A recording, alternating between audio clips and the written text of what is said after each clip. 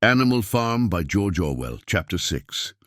All that year the animals worked like slaves, but they were happy in their work. They grudged no effort or sacrifice, well aware that everything that they did was for the benefit of themselves and those of their kind who would come after them, and not for a pack of idle, thieving human beings. Throughout the spring and summer they worked a 60-hour week, and in August Napoleon announced that there would be work on Sunday afternoons as well. This work was strictly voluntary, but any animal who absented himself from it would have his rations reduced by half. Even so, it was found necessary to leave certain tasks undone. The harvest was a little less successful than in the previous year, and 2 fields which should have been sown with roots in the early summer were not sown because the ploughing had not been completed early enough. It was possible to foresee that the coming winter would be a hard one. The windmill presented unexpected difficulties. There was a good quarry of limestone on the farm, and plenty of sand and cement had been found in one of the outhouses, so that all the materials for building were at hand. But the problem the animals could not at first solve was how to break up the stone into pieces of suitable size. There seemed no way of doing this except with picks and crowbars, which no animal could use, because no animal could stand on his hind legs. Only after weeks of vain effort did the right idea occur to somebody, namely to utilize the force of gravity. Huge boulders, far too big to be used as they were lying all over the bed of the quarry. The animals lashed ropes round these, and then all together, cows, horses, sheep, any animal that could lay hold of the rope. Even the pigs sometimes joined in at critical moments. They dragged them with desperate slowness up the slope to the top of the quarry, where they were toppled over the edge to shatter to pieces below. Transporting the stone when it was once broken was comparatively simple. The horses carried it off in cartloads, the sheep dragged single blocks, even Muriel and Benjamin yoked themselves into an old governess cart and did their share. By late summer, a sufficient store of stone had accumulated, and then the building began, under the superintendence of the pigs. But it was a slow, laborious process. Frequently it took a whole day of exhausting effort to drag a single boulder to the top of the quarry, and sometimes, when it was pushed over the edge, it failed to break. Nothing could have been achieved without Boxer, whose strength seemed equal to that of all the rest of the animals put together. When the boulder began to slip and the animals cried out in despair at finding themselves dragged down the hill, it was always Boxer who strained himself against the rope and brought the boulder to a stop. To see him toiling up the slope inch by inch, his breath coming fast, the tips of his hoofs clawing at the ground, and his great sides matted with sweat, filled everyone with admiration. Clover warned him sometimes to be careful not to overstrain himself, but Boxer would never listen to her.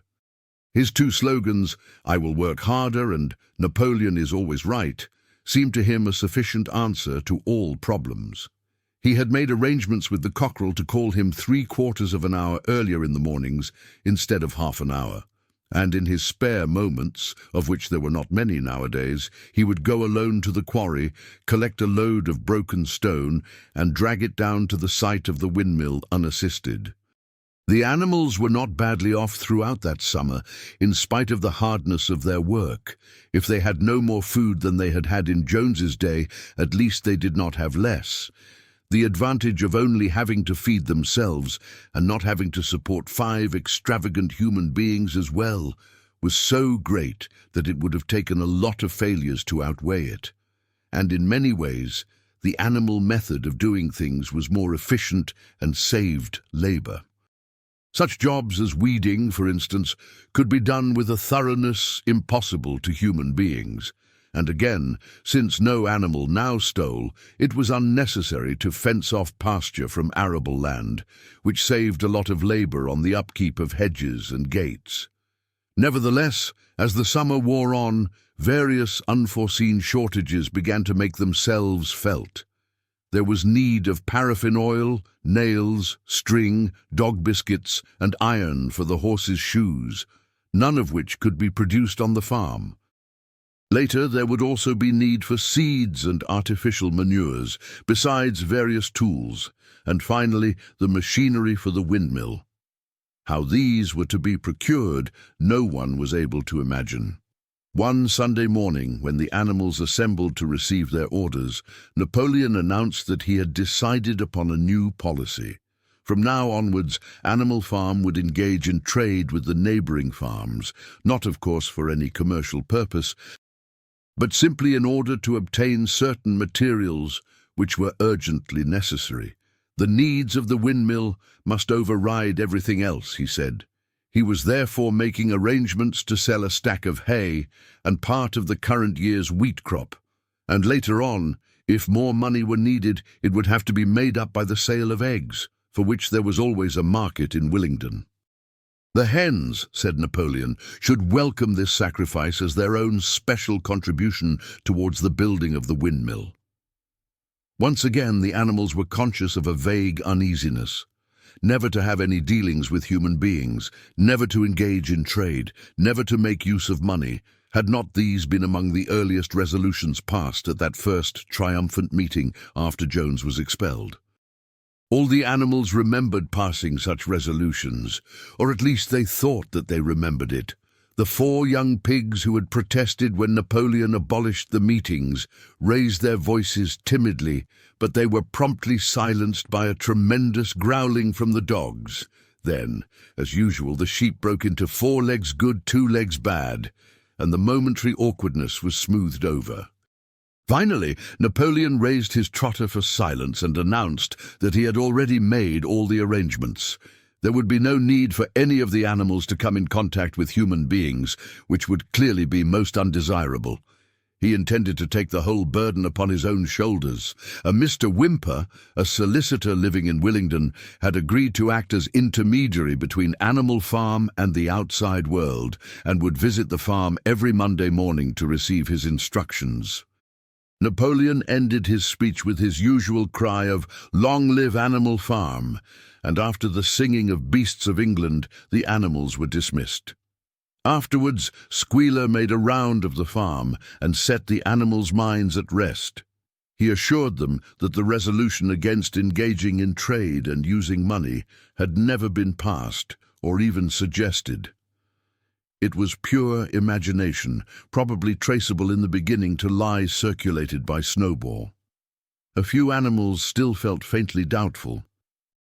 But Squealer asked them shrewdly, "Are you certain that this is not something that you have dreamed, comrades? Have you any record of such a resolution? Is it written down anywhere?" And since it was certainly true that nothing of the kind existed in writing, the animals were satisfied that they had been mistaken. Every Monday, Mr. Whymper visited the farm as had been arranged. He was a sly-looking little man with side whiskers, a solicitor in a very small way of business, but sharp enough to have realized earlier than anyone else that Animal Farm would need a broker, and that the commissions would be worth having. The animals watched his coming and going with a kind of dread, and avoided him as much as possible. Nevertheless, the sight of Napoleon on all fours, delivering orders to Whymper, who stood on 2 legs, roused their pride and partly reconciled them to the new arrangement. Their relations with the human race were now not quite the same as they had been before. The human beings did not hate Animal Farm any less now that it was prospering. Indeed, they hated it more than ever. Every human being held it as an article of faith that the farm would go bankrupt sooner or later and, above all, that the windmill would be a failure. They would meet in the public houses and prove to one another by means of diagrams that the windmill was bound to fall down, or that if it did stand up, then that it would never work. And yet, against their will, they had developed a certain respect for the efficiency with which the animals were managing their own affairs. One symptom of this was that they had begun to call Animal Farm by its proper name and ceased to pretend that it was called the Manor Farm. They had also dropped their championship of Jones, who had given up hope of getting his farm back and gone to live in another part of the county. Except through Whymper, there was as yet no contact between Animal Farm and the outside world, but there were constant rumours that Napoleon was about to enter into a definite business agreement either with Mr. Pilkington of Foxwood or with Mr. Frederick of Pinchfield, but never, it was noticed, with both simultaneously. It was about this time that the pigs suddenly moved into the farmhouse and took up their residence there. Again, the animals seemed to remember that a resolution against this had been passed in the early days, and again Squealer was able to convince them that this was not the case. It was absolutely necessary, he said, that the pigs, who were the brains of the farm, should have a quiet place to work in. It was also more suited to the dignity of the leader, for of late he had taken to speaking of Napoleon under the title of leader, to live in a house than in a mere sty. Nevertheless, some of the animals were disturbed when they heard that the pigs not only took their meals in the kitchen and used the drawing room as a recreation room, but also slept in the beds. Boxer passed it off as usual with, "Napoleon is always right." But Clover, who thought she remembered a definite ruling against beds, went to the end of the barn and tried to puzzle out the 7 commandments which were inscribed there. Finding herself unable to read more than individual letters, she fetched Muriel. "Muriel," she said, "read me the 4th commandment. Does it not say something about never sleeping in a bed?" With some difficulty, Muriel spelt it out. "It says, 'No animal shall sleep in a bed with sheets,'" she announced finally. Curiously enough, Clover had not remembered that the 4th commandment mentioned sheets, but as it was there on the wall, it must have done so. And Squealer, who happened to be passing at this moment, attended by 2 or 3 dogs, was able to put the whole matter in its proper perspective. "You have heard then, comrades," he said, "that we pigs now sleep in the beds of the farmhouse. And why not? You did not suppose, surely, that there was ever a ruling against beds. A bed merely means a place to sleep in. A pile of straw in a stall is a bed, properly regarded. The rule was against sheets, which are a human invention. We have removed the sheets from the farmhouse beds and sleep between blankets. And very comfortable beds they are too, but not more comfortable than we need, I can tell you, comrades, with all the brain work we have to do nowadays. You would not rob us of our repose, would you, comrades? You would not have us too tired to carry out our duties. Surely none of you wishes to see Jones back?" The animals reassured him on this point immediately, and no more was said about the pigs sleeping in the farmhouse beds. And when, some days afterwards, it was announced that from now on the pigs would get up an hour later in the mornings than the other animals, no complaint was made about that either. By the autumn the animals were tired but happy. They had had a hard year, and after the sale of part of the hay and corn, the stores of food for the winter were none too plentiful, but the windmill compensated for everything. It was almost half built now. After the harvest, there was a stretch of clear, dry weather, and the animals toiled harder than ever, thinking it well worth while to plod to and fro all day with blocks of stone, if by doing so they could raise the walls another foot. Boxer would even come out at nights and work for an hour or 2 on his own by the light of the harvest moon. In their spare moments, the animals would walk round and round the half-finished mill, admiring the strength and perpendicularity of its walls, and marvelling that they should ever have been able to build anything so imposing. Only old Benjamin refused to grow enthusiastic about the windmill, though as usual he would utter nothing beyond the cryptic remark that donkeys live a long time. November came, with raging southwest winds. Building had to stop because it was now too wet to mix the cement.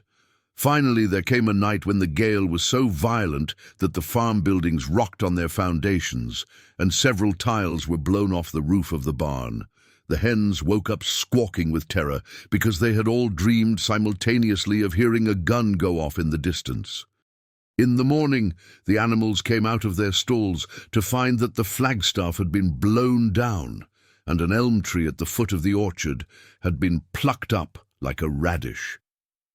They had just noticed this when a cry of despair broke from every animal's throat. A terrible sight had met their eyes. The windmill was in ruins. With one accord, they dashed down to the spot. Napoleon, who seldom moved out of a walk, raced ahead of them all. Yes, there it lay, the fruit of all their struggles, levelled to its foundations, the stones they had broken and carried so laboriously scattered all around. Unable at first to speak, they stood gazing mournfully at the litter of fallen stone. Napoleon paced to and fro in silence, occasionally snuffing at the ground. His tail had grown rigid and twitched sharply from side to side, a sign in him of intense mental activity. Suddenly he halted as though his mind were made up. "Comrades," he said quietly, "do you know who is responsible for this? Do you know the enemy who has come in the night and overthrown our windmill? Snowball!" he suddenly roared in a voice of thunder. "Snowball has done this thing in sheer malignity, thinking to set back our plans and avenge himself for his ignominious expulsion. This traitor has crept here under cover of night and destroyed our work of nearly a year. Comrades, here and now I pronounce the death sentence upon Snowball. Animal hero, second class, and half a bushel of apples to any animal who brings him to justice, a full bushel to anyone who captures him alive." The animals were shocked beyond measure to learn that even Snowball could be guilty of such an action. There was a cry of indignation, and everyone began thinking out ways of catching Snowball if he should ever come back. Almost immediately, the footprints of a pig were discovered in the grass at a little distance from the knoll. They could only be traced for a few yards, but appeared to lead to a hole in the hedge. Napoleon snuffed deeply at them and pronounced them to be Snowball's. He gave it as his opinion that Snowball had probably come from the direction of Foxwood Farm. "No more delays, comrades," cried Napoleon when the footprints had been examined. "There is work to be done. This very morning we begin rebuilding the windmill, and we will build all through the winter, rain or shine. We will teach this miserable traitor that he cannot undo our work so easily.